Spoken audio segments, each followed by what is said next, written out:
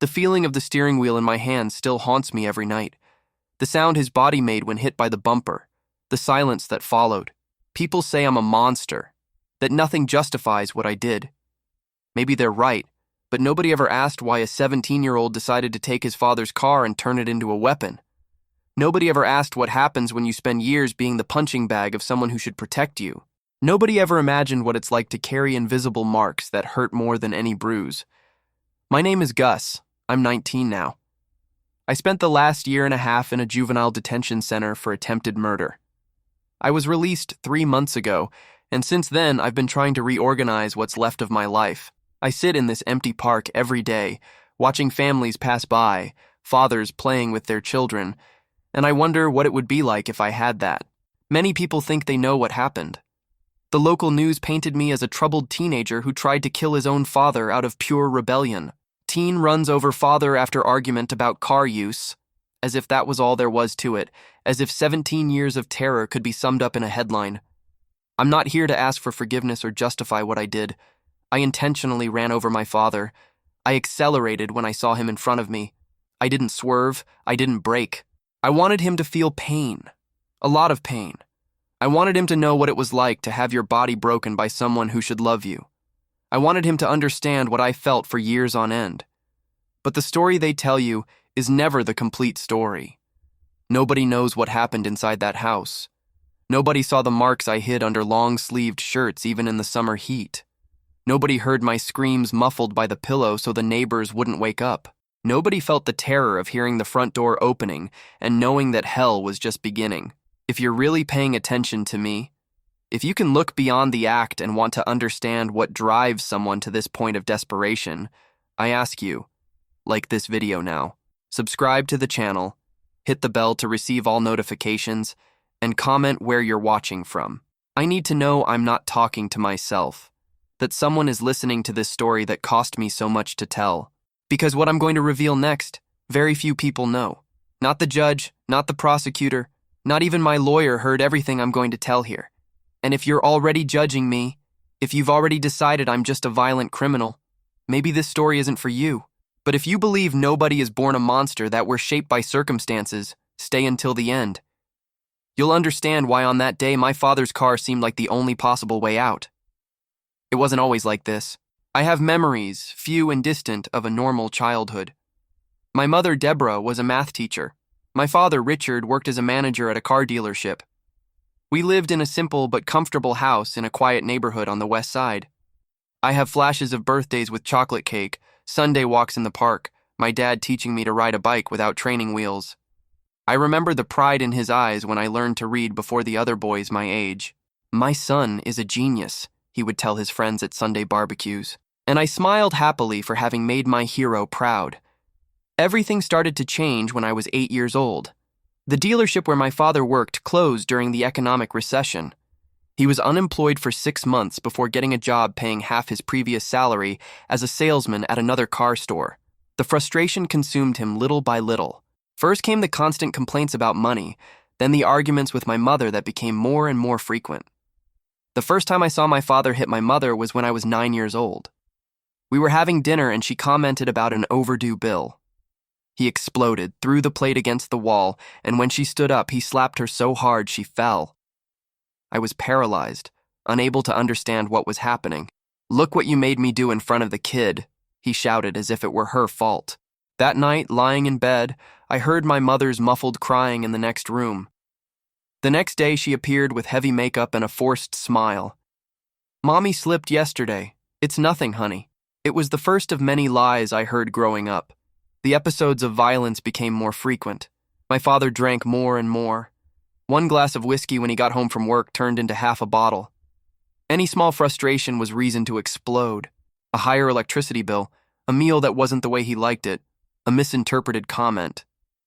My mother absorbed everything, as if she thought she could protect me and herself by being submissive. "Your father is just stressed," she would say. "He's not like this. It will pass." It didn't pass. When I turned 11, my mother finally decided it was over.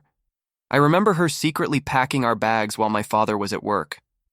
"We're going to spend some time at Grandma's," she said with a nervous smile. "It'll be like a vacation." We never made it to my grandmother's house. My father came home early that day, caught us red-handed. The beating he gave my mother that afternoon was so brutal that the neighbors called the police. When the officers arrived, my mother was unconscious, and I was huddled in the corner of the living room, mute with terror. My father was arrested, but only for 3 days. My mother refused to press charges. "He's the father of my child," I heard her tell the social worker. "We'll sort this out as a family." When he returned home, something in him had changed. The anger was now cold, calculated, and for the first time, it started to turn towards me too. At first it was just insults, calling me weak, a sissy, saying I was a waste, that I had been a mistake. Then came the shoves, the slaps to the back of the head, the playful punches that left bruises. I tried to ask for help at school. I talked to the guidance counselor, Ms. Martinez, telling her about the fights, the screams, the constant fear. She called my parents in for a meeting. My father came alone, all charming and concerned. "Teenagers have such vivid imaginations," he said, laughing. "We're going through difficult financial times, and I think Gus is feeling the pressure. When we got home that day, he broke my arm. The next time you make up stories, it won't just be your arm," he said as I cried on the kitchen floor. At the hospital, he was the concerned, perfect father.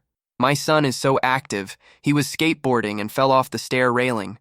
I've told him it's dangerous." The doctors smiled, understanding. Nobody questioned it. My mother sank into antidepressants and anxiety medication. She was there physically, but her eyes were empty, distant. It was as if she had decided that the only way to survive was to not really be present. I understood her. Many times I wished I could disappear too. When I turned 14, my mother couldn't take it anymore. She hanged herself in the bedroom while my father and I were out. I was the one who found her, hanging by the neck with my father's belt. There was a note on the bedside table. "Forgive me for not being strong enough. Something inside me died that day along with her." Any hope I still had that things could get better vanished. I was alone with him now. There was no one left to absorb part of his anger, no one to offer me a minimum of comfort when he wasn't looking. My father didn't even cry at the funeral. "She was always weak," he said to the few relatives who attended. To the outside world, he was the devastated widower, the brave single father who now had to raise his teenage son alone. People admired him for his strength, for his resilience. Nobody saw that, behind closed doors, hell had only just begun. After my mother was gone, there was no one between me and my father's fury. The house, previously a place of constant tension, became a torture chamber. I never knew what to expect when he came home from work. Some days he ignored me completely, as if I were invisible. Others he took out all his accumulated frustrations on me. "You have her eyes," he used to say on the bad days, staring at my face with contempt. Those same weak, pathetic eyes. And then came the first blow. By 15, I had learned to anticipate his mood by the sound of his footsteps at the entrance, by the way the door slammed, by how long it took him to call my name. I developed a sixth sense for danger, like an animal that lives constantly under threat. The routine was always the same. He would arrive, drink, and then find a reason to punish me. A glass out of place, a low grade at school, dinner that wasn't ready when he wanted it. Anything would do. "You know why I do this, don't you?" he would ask as his belt cut across my back. "It's because you need to learn. The world out there is tough, Gus. I'm preparing you." Oh, that was the least of what he did, because when he was drunk and I was around, he did things I'd rather not even mention here. During the day at school, I tried to be invisible. I always wore long-sleeved shirts, even in the heat, to hide the marks. I avoided gym class, making up excuses. When teachers asked about the occasional bruises on my face, I had stories ready. I fell off my bike, had an accident playing football, hit my head on the cabinet door. There was a teacher, Mr. Matthews, who I think suspected. He was always watching me with that concerned look, trying to talk to me after class. Once he even asked directly, "Gus, is everything okay at home?" I lied, of course. What else could I do? The last time I tried to ask for help, I ended up with a broken arm. The only moments of peace I had were when my father went out drinking with his friends from the dealership. On those days, I could breathe. I could exist without fear. I would sit in the living room with all the lights on, watch TV with the volume up, eat whatever I wanted. Small acts of rebellion that made me feel as if I still had some control over my own existence. When I turned 16, I discovered something that changed everything. I was looking for money to buy school supplies. My father rarely gave me money for anything, and I found hidden in the back of his closet an envelope with the life insurance logo. I opened it and discovered that my mother had a $300,000 policy. My father had received this money after her death. The discovery left me paralyzed. We lived as if we were in poverty. I wore secondhand clothes. Many times I went to school without lunch because there was no money. Meanwhile, he was keeping a small fortune. Continuing to search, I found more evidence. Bank statements showing regular deposits in an account I didn't know about. Receipts for the purchase of a beach apartment. He was planning a new life, and clearly that life didn't include me. The worst discovery came when I found in the same box love letters addressed to my father. Letters from a woman named Vanessa, dated even before my mother's death. "I can't wait to start our life together," said one. "When are you going to get rid of her?" asked another. Everything started to make sense. The escalation of violence, the constant accusations of betrayal my father made against my mother, it was all projection. He was the one who was cheating. He had a plan. That night when he arrived, I couldn't hide my knowledge. Something in my look must have given me away, because as soon as our eyes met, he knew. "What have you been doing, kid?" he asked, his voice dangerously low. "Nothing," I replied, too late, realizing my mistake. The beating that night was different from all the previous ones. It wasn't just punishment or a discharge of frustration, it was methodical, calculated. He wanted to break me for good. "You think you know something?" he shouted between blows. "You don't know anything. She was going to leave me, take you away. You think I would allow that after everything I did for you two?" It was the first time I thought I might die right there. When it finally ended, I was semi-conscious on the living room floor, spitting blood. He knelt beside me, holding my face firmly to force me to look into his eyes. "If you open your mouth about anything, I'll finish what I started today." Understood? That night, lying in my bed and unable to find a position that didn't cause pain, an idea began to form in my mind. A terrible, unimaginable idea. And yet, the more I thought about it, the more it seemed like the only possible way out. I began to observe my father with different eyes. No longer as the victim observes his torturer, but as a predator studies his prey. I noticed his patterns, his routines, his moments of vulnerability. He always parked the car, his precious black Corolla, in the same place, right in front of our house. He always walked back from the bar on Fridays, usually too drunk to drive, taking the same path. He always left the car keys on the small table near the entrance. Gradually, I began to prepare. I secretly learned to drive, practicing with his car when he was at work. Just small trips around the block, never enough for him to notice the difference in the odometer or fuel level. I studied the route he took coming back from the bar. I memorized the blind spots, the places without security cameras. Meanwhile, the violence continued, but something had changed. Now I had a plan, a purpose. Each new bruise, each humiliation, each night silently crying in pain, only strengthened my resolve.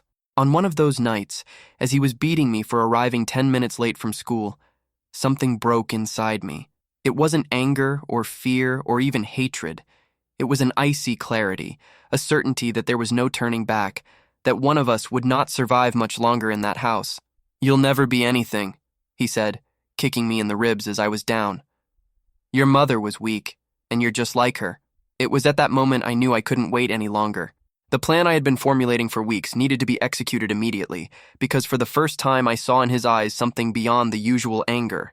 I saw intent, and I understood that if I didn't act first, it would be too late. It was a Friday, March 12th, a date I'll never forget. The day was unusually warm for that time of year. My father had left early to meet his friends at the bar, as he did every Friday. "Don't wait up," he said, slamming the door as he left. I spent the afternoon in a strange state of calm. I did my homework, tidied my room, even prepared a decent meal for myself. It was as if I was saying goodbye to my routine, knowing that nothing would be the same after that night. Around 10 p.m., I received a message from Tyler, a guy who worked at the bar. We had met one of the times I went to pick up my father, and he felt sorry for me. Since then, he occasionally let me know when my father was leaving. He just paid his tab. Pretty wasted. My heart raced, but my hands were steady. I put on a dark hoodie with a hood and thin gloves I had bought weeks before. I took the car keys from the small table at the entrance and went out through the back of the house. The Corolla was parked where it always was. I got in, adjusted the seat and mirrors, and started the engine. The soft rumble of the car seemed deafening in the night's silence. I drove slowly to the end of the street and turned off the headlights, parking in a dark spot from where I could see the path my father always took. And then I waited. The minutes dragged on like hours. Each passing car, each person appearing at the corner made my heart jump. I mentally reviewed every detail of the plan several times. The street was deserted, as I knew it would be at that hour. There were no cameras in that stretch. The houses had high walls with no visibility to the street. After what seemed like an eternity, I saw a staggering figure appear at the corner. Even at a distance, I immediately recognized the silhouette, the slow body, the characteristic walk. My father was coming down the sidewalk, apparently talking to himself or humming something. My hands gripped the steering wheel so tightly that my knuckles turned white. My breath caught in my throat. The entire plan, all the weeks of preparation, culminated in this moment. I started the engine again, still without turning on the headlights. I put it in first gear and began to move slowly, keeping close to the curb. When I was about 50 yards from him, I stepped hard on the accelerator. The car advanced with a roar. At the last second, I turned on the headlights. I wanted him to see, to know it was me. I wanted to see his face when he realized what was happening. Our eyes met for a split second. I saw confusion, then recognition, and finally pure terror in his eyes. He tried to dodge, but he was too drunk, too slow. The impact was stronger than I had imagined. His body was thrown onto the hood, then hit the windshield with a horrible crash before falling to the side. The car skidded, and I lost control, hitting a pole a few meters ahead. For a moment, I sat there dazed from the airbag that had deployed.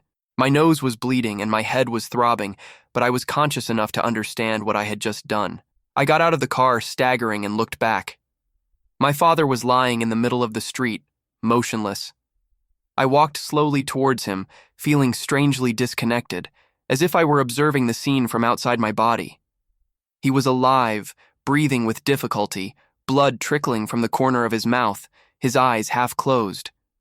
When he saw me, something passed through his gaze. It wasn't hatred as I expected. It was something more complex. "Gus," he whispered, extending a trembling hand in my direction. I stood still, without reaction. This wasn't the part of the plan I had imagined. In my scenario, he would be instantly dead. There would be no conversation, no moment like this. "Why?" he asked, his voice barely audible. Such a simple question and at the same time, so absurd. As if he didn't know, as if years of terror weren't reason enough. "You know why?" I replied, my voice surprisingly calm. Lights began to come on in the houses around. A siren sounded in the distance. Someone must have heard the crash and called for help. I didn't try to run away. Where would I go? What would I do next? That part of the plan had never been very clear. I sat down on the curb beside my father's body and waited. For the first time in years, I felt no fear, no anger, nothing but an immense emptiness and a fatigue that seemed to come from the soul itself. The ambulance arrived first, then the police. I was cooperative, almost robotic in my responses. Yes, I was driving. Yes, it was intentional. No, I'm not injured. Yes, he's my father. While the paramedics were putting him in the ambulance, I heard one of them say to the other, "He'll survive, but he'll never walk again." A wave of contradictory emotions washed over me. Relief because he hadn't died, which meant I wasn't a murderer. Disappointment for the same reason, and a strange feeling of power, knowing that he would spend the rest of his life limited, dependent, just as I had been for so many years. At the police station, I told an edited version of the story. I talked about the years of abuse, showed the recent scars and bruises. I didn't mention the planning, how calculated it had been. I said it had been a moment of madness, that I had impulsively taken the car after a particularly violent fight. Some officers seemed understanding. One even commented when he thought I couldn't hear, "If someone did that to my son, I'd end the guy myself. But the law is the law." Attempted murder against a family member, even with mitigating circumstances, is still a serious crime. Because I was a minor, I had just turned 17. I was sent to a juvenile detention center instead of regular prison. Before they took me away, a social worker came to talk to me. Unlike the other adults who had crossed my path over the years, she really seemed to care. "Your father will survive," she told me, holding my hands between hers. "But the spinal injury is permanent. He'll need care for the rest of his life." I nodded, not knowing how to feel about that. "You know what you did was wrong, don't you?" she continued gently. I looked into her eyes for a long moment before answering. "I know the law says it was wrong. I know society says it was wrong. But after everything he did, after all I suffered, after he drove my mother to suicide, no, I don't think it was wrong. I think it was justice." She didn't answer, just squeezed my hands harder, her eyes full of deep sadness. In that moment, I felt she understood, even if she couldn't say it out loud. When they took me away, I didn't look back. There was nothing for me in that house, in that life. Whatever my future held, it would be better than the past I was leaving behind. What I didn't know was that the nightmare was just changing form, not ending. The juvenile detention center was a cold, institutional place, full of boys like me, broken in some way, carrying stories nobody wanted to hear. In the first days, I kept silent, observing, understanding the dynamics of the place. When they asked why I was there, I would only say, "I tried to kill my father." That was enough to earn a certain respect. Many of the boys there had similar stories of abuse and neglect. The difference was they had reacted with petty theft, drugs, vandalism, more common forms of rebellion. Few had gone to the extreme I had reached. The months I spent in there were a mix of mandatory therapy, basic classes, and long hours of reflection. My psychologist, Dr. Robert, was a patient man who seemed genuinely interested in understanding, not judging. "Don't you feel guilty for what you did?" he asked me in one of our sessions. "I feel guilty for not asking for help sooner," I replied after thinking a bit. "I feel guilty for not protecting my mother better. I feel guilty for allowing it to get to this point. But for the act itself, no. He's alive, just now in a wheelchair. I spent years being beaten, humiliated, terrorized. Who paid the higher price? During that time, I received some news from the outside world. My father was suing the state for my custody, claiming I was dangerous and needed confinement in a maximum security institution. At the same time, a maternal aunt I barely knew filed to become my legal guardian when I got out. The case ended up attracting some attention from the local media. Abused teenager tries to kill father. The two sides of a family drama. I became an example, a statistic, a case study for debate on domestic violence and its effects. Meanwhile, inside the walls of the center, I tried to rebuild something like a personality. I started reading a lot. The library was one of the few places where I felt at peace. I resumed my studies seriously, knowing that education would be my only way out when I was released. In group therapy, I met other boys with stories as bad as mine, or worse. Marcus, who had been abused by his stepfather since he was 6. Philip, whose parents starved him as punishment for any small mistake. Peter, who was found chained in the basement by social services. Hearing these stories made me realize that I wasn't alone, that there was a whole generation of boys broken by adults who should have protected them. After a year in detention, I had a review hearing. The judge, analyzing my exemplary behavior, the positive psychological evaluations, and the documented history of abuse, decided on my early release, with the condition that I continue therapy and live with my Aunt Lucy until I reached majority age. When I left the center, on a cloudy April morning, my aunt was waiting for me in the car. A middle-aged woman who had the same eyes as my mother, but a stronger, more determined smile. "Ready?" she asked when I got in the car. "I don't know," I answered honestly. "That's okay," she said, starting the car. The first weeks at my aunt's house were strange. She lived in a quiet neighborhood, in a small but cozy house with a backyard full of plants, so different from the suffocating environment where I grew up. She gave me my own room with a comfortable bed and a desk for studying. "This space is yours," she said. "You decide who comes in and who doesn't." It was a difficult concept to assimilate at first, having control over my own space. Sometimes I would wake up in the middle of the night in panic, thinking I had heard footsteps in the hallway, instinctively preparing for what would come next. It took time for my body to understand it was safe. I continued with therapy, as ordered by the judge. My new therapist, Dr. Caroline, had a different approach from Dr. Robert. She made me talk more about the future than the past. We can't change what happened, she would say, but we can choose what to do with what's left. I went back to studying, preparing to finish high school through a program for young people in special situations.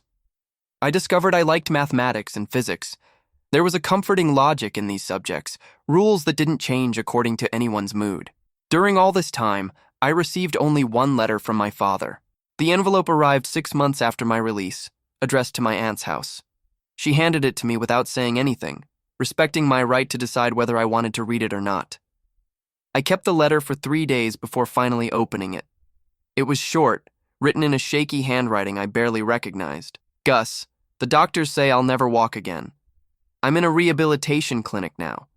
Your aunt refuses to tell me where you are, but I got this address through the lawyer. I don't expect your forgiveness. I don't deserve it. I just wanted you to know that I understand why you did what you did. I destroyed our family. I destroyed your mother. I tried to destroy you. If one day you want to see me, I'll be here. Richard. I didn't answer. I didn't know what to say. I didn't know if I believed his apparent contrition or if it was just another manipulation. I burned the letter and scattered the ashes in my aunt's garden. Today, almost 3 years after that fateful night, I'm trying to build a life. I work part-time at a bookstore and I'm in my first year of engineering. I still have nightmares. I still have days when anger and fear seem like they're going to consume me whole, but I'm learning to live with the scars, both the visible and the invisible ones. I never saw my father again. I know from information from my aunt that he's in a nursing home now, dependent on caregivers for the most basic functions. Sometimes I wonder if I should visit him, if it would bring some kind of closure or peace. But then I remember the years of terror, the marks he left not only on my body but on my soul, and the idea dissipates. Dr. Caroline says that forgiving isn't about absolving the other person, but about freeing yourself from the weight of hatred. Maybe one day I'll get there. Maybe one day I'll be able to look at him and feel nothing but pity. For now, I'm focused on rebuilding what's left of me. Some people, when they know my story, ask if I regret it. It's a complicated question. Do I regret not seeking help sooner? Yes. Do I regret having reached a point where violence seemed the only way out? Definitely. But do I regret the act itself? The moment I decided it was time to end that cycle of abuse? I can't say yes. And that scares me sometimes, this capacity to cause harm to another human being and not feel complete remorse.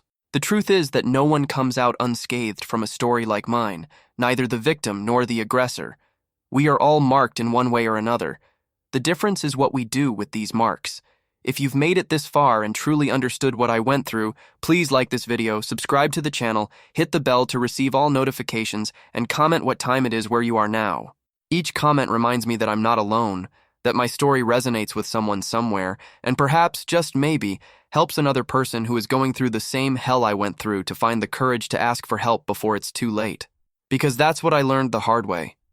Sometimes revenge may seem sweet in the moment, may seem like justice, may even bring a temporary feeling of power. But real power lies in breaking the cycle, in not becoming the monster you so feared, in finding a way to live despite the scars. And that's what I'm trying to do now, one day at a time.